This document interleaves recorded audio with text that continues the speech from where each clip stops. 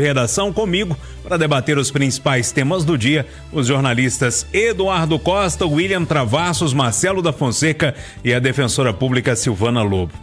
Pessoal, é o seguinte, a bancada de oposição na Assembleia apresentou 20 emendas ao projeto de lei de autoria do governador Romeu Zema, que prevê a entrega da gestão de 17 hospitais administrados pela Fundação Hospitalar de Minas Gerais, a FHEMIG, para a iniciativa privada. Basicamente, estamos falando aqui de privatização da saúde no estado, né? Com isso, o projeto que entrou ontem na pauta de votação do primeiro turno, agora volta para a Comissão de Saúde para ser analisado antes de voltar para a votação novamente em primeiro turno. Eduardo Costa, bom dia para você. Te agrada? Bom dia para todo mundo. Me agrada a notícia. Aliás, pensa num assunto sério, grave, importante que deve ser discutido, é esse. Gente, eu estou para dizer que quando se pensar em saúde, especialmente saúde pública, não há nada mais importante a ser discutido no momento do que esse projeto. Se me fosse dado, vou até tentar com Mardelli, Marcelo e outros aí, ver se eu conheço. Se me fosse dado conhecer detalhes do projeto e eu fosse deputado, Júnior, muito provavelmente eu votaria a favor. Porque para você contratar um médico no serviço público, meu amigo, é uma epopeia, é uma jornada. E até onde eu estou entendendo, o que o governo quer é simplificar o processo de administração, botar dinheiro na mão de uma instituição e essa instituição fazer a coisa fluir mais rapidamente. Ocorre, Júnior, que como bem consta do seu enunciado, são pelo menos 17 hospitais. Senhoras e senhores, nós estamos falando do João 23, nosso pronto-socorro, nós estamos falando do João Paulo II, antigo CGP, nós estamos falando do Júlia Kubitschek, da Odete Valadares, nós estamos falando de todos os maiores e mais importantes hospitais públicos de Minas Gerais. Então isso não pode ser sem discussão. Como o presidente da Assembleia é nosso ouvinte, né, audiência VIP, eu quero sugerir e pedir a ele que organize lá umas 5 ou mais audiências públicas. Vamos discutir isso com calma. Eu vou repetir o que eu tenho falado esses dias. A FHEMIG e sua chefe, Secretaria de Estado de Saúde, não podem fazer com esse projeto o que fizeram em relação às cirurgias ortopédicas que vêm após o atendimento primeiro no João 23. Fecharam 77 leitos do Galba Veloso, depois fecharam a Amélia Lins como se fosse tudo normal. E estão mentindo ao dizer que não tem sufoco no João 23. A discussão desse projeto da FHEMIG tem que ser séria. Ô Marcelo da Fonseca, vamos lá.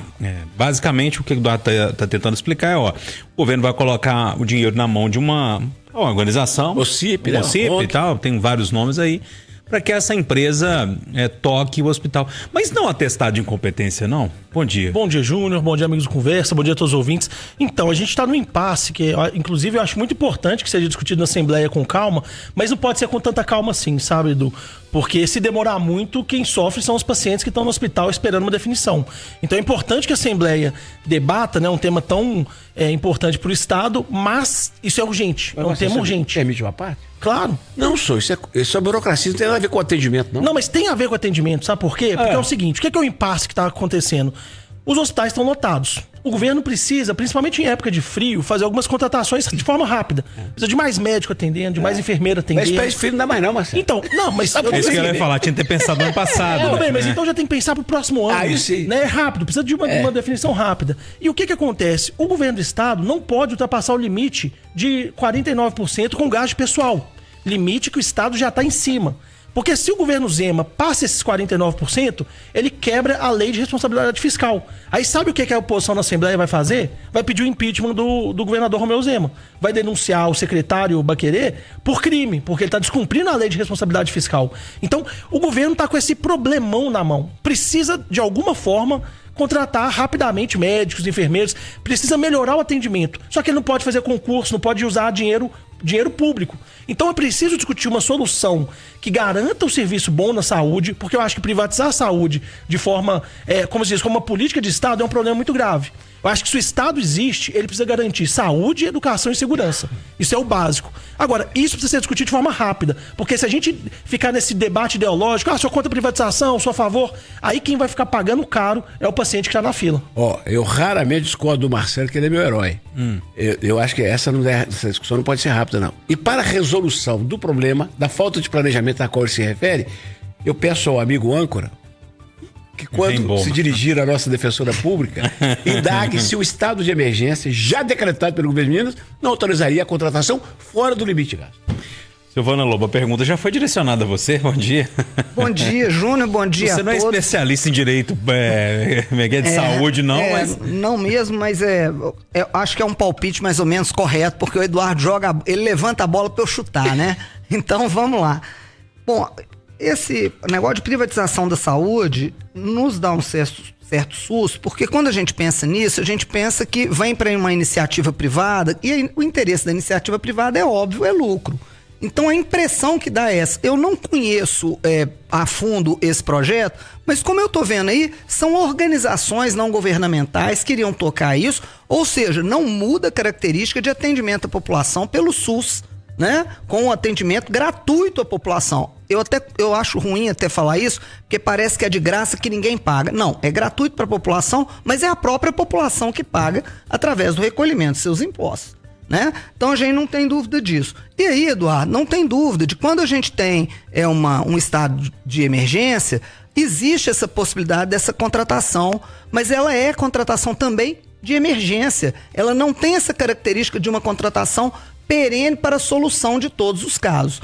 Agora, o que eu acho engraçado é o seguinte, eu lembrei agora, viu, que vocês ficam rindo, da escolinha do professor Raimundo.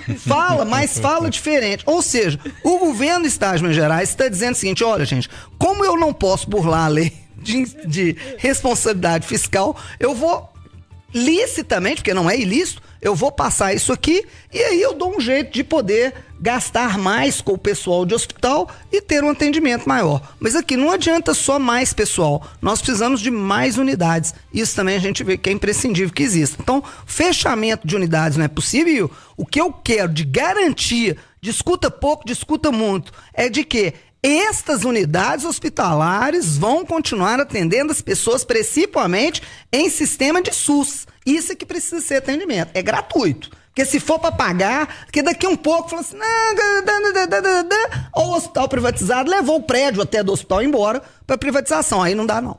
Ô Silvana, Júnior, só perdão, William, é porque olha como que o problema é grave.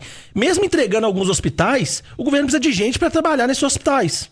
E aí o governo já admitiu, né? O secretário admitiu aqui no microfone da Itatiaia que os hospitais regionais, o governo não tem dinheiro para gerir esses hospitais. Então, ele não tem como contratar, a FHEMIG não tem como contratar mais gente para conseguir administrar esses hospitais. É muito preocupante. Então, uma solução tem que ser encontrada. Para colocar um tempero aqui no debate, Willi, deixar você arrematar esse assunto, eu recebi a mensagem de um deputado aqui, vou reservar o direito de não falar o nome dele, mas ele me escreveu assim: o servidor público tem estabilidade legal e esse é o maior problema. Você só contrata médico com concurso. Quando terceiriza, você pode contratar e avaliar o desempenho depois. Acaba com a questão do médico que recebe e não trabalha, por exemplo, William. Eu não vou nem entrar no mérito do que esse deputado falou, é porque sabe que... Bom dia, bancada, bom dia, turma que está acompanhando a gente. Eu tô me irritando com essa história desse... Gente, isso aí já tá na Assembleia há um tempo. Já fizeram as audiências públicas, Edu. Eles já fizeram tudo que tinham, que todas as comissões... já passaram por esse projeto, esse projeto já passou por todas as comissões. E sabe o que a impressão que eu tenho? É que essa turma de sindicato ou parlamentar que foi eleito por movimento sindical é que está fazendo pressão. Isso não é uma coisa que a população, né, não é um serviço particular. Quem vai pagar isso é o SUS, é gratuito. O que a gente está falando é de um modelo de gestão, porque a lei de responsabilidade fiscal impede o Estado de contratar mais gente no momento que nós estamos. Então, não adianta sair construindo hospital. Eu conversava com o secretário estadual da Saúde aqui.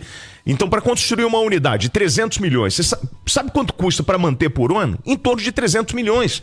E o Estado não tem como fazer isso, porque ele está amarrado. E enquanto a gente não desamarrar o Estado e fazer ele crescer, vamos lá, vamos flexibilizar isso. É bom para todo mundo.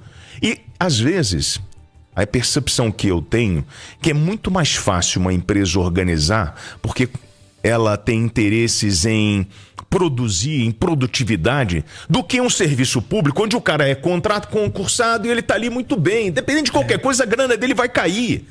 Não tem a ver com produtividade, com melhorar a situação. Então a gente tem que entender que o mundo está mudando. Eu não estou querendo privatizar o mundo. Eu estou dizendo para vocês que o modelo que a gente tem hoje não está avançando. E o João 23 fecharam Maria Amélia Lins. E o secretário falou para mim, William, hoje nós fazíamos, 200 procedimentos no Maria Amélia Lins, mais 700 no João 23. Hoje a gente está fazendo 1000 no João 23. Então não afetou. Agora, o João 23 tem problemas? Sim, e são estruturais. E a gente precisa mudar isso com investimento em mudança de planejamento, gente. Você visitou o João 23 de Não, eu cobrei, inclusive, essas filas. Você recebeu É porque no sábado. Sim. É porque no sábado a gente viu as imagens do João 23. campo de concentração. Os corredores entupidos. Então, Júnior, o que a gente está falando, esse Marcelo... argumento do secretário Não, você não tá. Eu estou falando Júnior. sobre procedimento, Marcelo. Mas nós temos um problema estrutural dentro do João 23, mas não quer dizer que foi justamente o fechamento do Maria Amélia Lins. Porque ele mostra nos números que isso não interferiu nos procedimentos. Ô, Júnior, eu pensei aqui, muito. Chamar alguém de mentiroso é um negócio muito sério. Ô, Júnior, deixa eu te falar uma coisa. Eu acompanho o João 23 há 50 anos.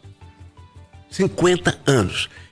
Eu vou voltar ao começo da minha fala. Eu respeito muito essa iniciativa do governo de flexibilizar o modelo de administrar para contratar. Mas eu respeito muito a frase que o senhor começou esse debate nosso. O governo que entrega saúde, educação e segurança pública, que são as 3 coisas que eu defendo para o governo, para a iniciativa privada, declara-se incompetente. E em relação a médico não trabalhar, eu vou citar 2 diretores históricos do João 23. Beth Copit e Antônio Carlos Martins. Foguinho. Põe lá para dirigir, porque o administrador público, ele põe lá um indicado para fulano, doutor, e o cara não é gestor. O cara não tem pulso. Essa Beth Copit, eu briguei com ela 3 vezes na porta do pronto-socorro. Na 4ª vez ela falou assim, eu sei porque você está vindo aqui todo dia. É porque tem um superior seu que tem um genro que é cirurgião que trabalha aqui dentro do pronto-socorro e não quer trabalhar. Mas pode falar pro seu chefe, tu pode brigar comigo que eu vou fazer o meu pronto-socorro assim. Que ano que foi isso? Lá 90, mais ou menos? Tem uns Só pra gente colocar em perspectiva temporal. Já tá prescrito. Já tá prescrito, tem uns 20 anos. É, só pra eu entender. E né? ela encarava. E o Foguinho encarava e o povo trabalhava. Mas sigamos, porque esse assunto que você vai trazer agora, eu quero dar nota 1000 pro governo de Minas. Agora vem cá, só uma observação. O projeto vai ficar travado lá na Assembleia, é isso mesmo? Na minha opinião, não. Ele deve ser bem discutido e aprovado. Não é Tem que isso? andar. Todas as audiências já foram feitas. Eu não lembro de nenhuma. Todas as públicas foram, todas as comissões. Aí eu quero saber o seguinte, os deputados que estão emperrando isso aí, vocês vão continuar com essa roda presa? É assim mesmo que vocês vão tocar o Estado de Minas Gerais?